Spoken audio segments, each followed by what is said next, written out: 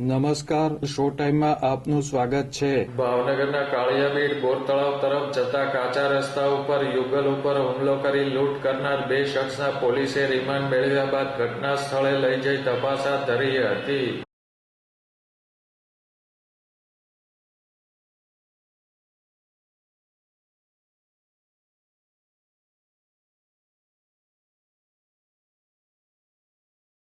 ભાવનગરના શિવાજી સર્કલ પાસે રહેતા દિશાબેન અશોકભાઈ ડાભી અને તેમના મંગેતર મનદીપસિંહ ઉપર 2 શખ્સોએ છરી વડે હુમલો કરી લૂંટ કરી હતી.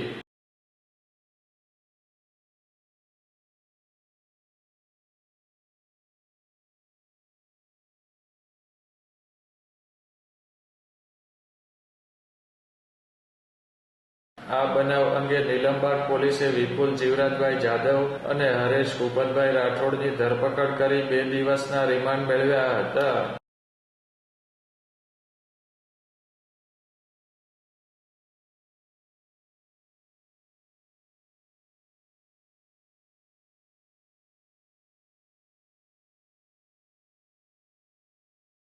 પોલીસે બંને શખ્સોને સાથે રાખીને બનાવ સ્થળે તપાસ હાથ ધરી હતી.